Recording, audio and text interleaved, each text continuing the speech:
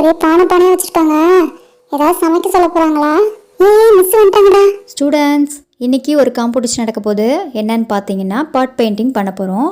அதுக்கு தான் இந்த பாட்லாம் கொண்டு வந்து வச்சுருக்கேன். இந்த பாட் பெயிண்டிங்க்கு நம்ம மொத்தமாக 3 பேட்ச் பிரித்து வச்சுருக்கேன். இதில் 2 பேர் இருப்பீங்க. ஆளுக்கு ஒரு பானையில் டெக்கரேஷன் பண்ண போகிறீங்க. உங்களுக்கு தேவையான பெயிண்ட்டு, ப்ரஷ்ஷு எல்லாமே இங்கே இருக்குது. இதை வச்சு நீங்கள் பெயிண்ட் பண்ண வேண்டியது தான். என்னமே ஒரு பானை மட்டும் வித்தியாசமாக இருக்குது. இதெல்லாம் நல்லா கேட்பியே. கடையில் 2 பானை தான் இருந்தது, இன்னொரு பானை இல்லை, அதனால் வேறு மாதிரி வாங்கிட்டு வந்தேன். அதுக்கு என்ன இப்போ? சரிம்மா, அவங்களுக்கு தேவையான பானை எடுத்துகிட்டு போங்க. நல்ல வேலை, நான் ஃபஸ்ட்டு வந்து எடுத்துக்கிட்டேன். ஃபஸ்ட்டு இந்த பானை எடுத்துக்கலாம், இல்லைன்னா அந்த பெரிய பானை நம்ம கொடுத்துருவாங்கப்பா. நான் ஓடிடுறேன். ஐயோ, நம்ம போய் சீக்கிரம் எடுக்கணுமே, இல்லைன்னா நமக்கு அந்த சட்டி பானை கொடுத்துருவாங்க. சீக்கிரமாக போய் இந்த பானை எடுத்துப்போம், இதான் அழகாக இருக்கும். சூப்பர், நமக்கு தான் இந்த பானை. பாவம் இனியன், அவனுக்கு தான் இந்த பானையை கொடுக்க போகிறாங்க. இனியா, சீக்கிரம் வந்து பானையை எடுத்துக்கூடா.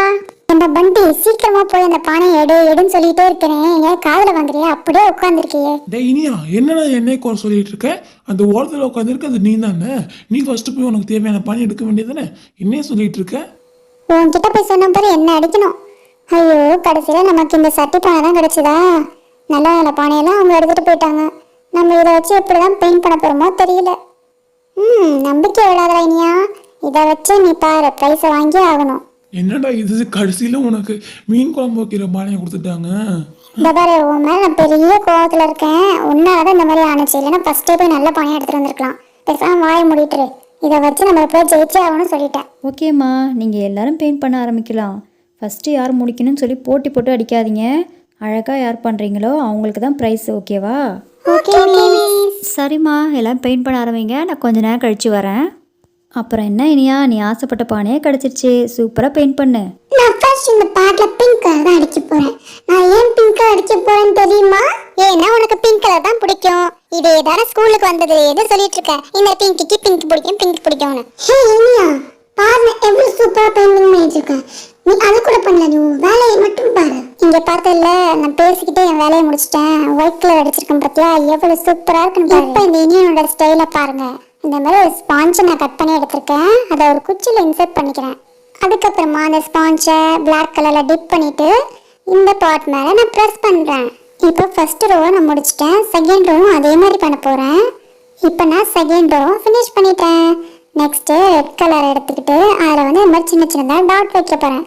எங்கெங்கெல்லாம் கேப் இருக்கோ அங்கெல்லாம் இந்த மாதிரி டாட் வைக்கிறேன். பாத்தியா, இந்த இனியன் எவ்வளோ சூப்பராக பெயிண்டிங் பண்ணிட்டேன்னு.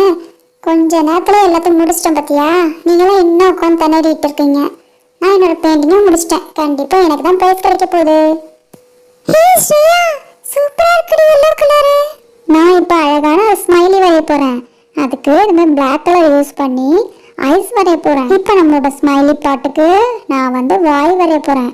அதுக்கு பல்லு வேணும்ல, அதனால ஒயிட் கலர்ல போட்டிருக்கேன்.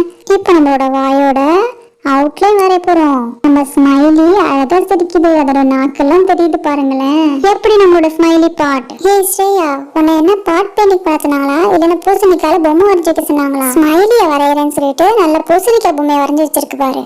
இனியா வாய முடியலன்னு மிஸ்கிட்டே மாட்டி விட்டுருவேன். ஹே பிங்கி, எல்லாரும் பெயிண்டிங் முடிச்சிட்டாங்க, நம்ம தான் பெயிண்டிங்கே பண்ணலை இன்னும்.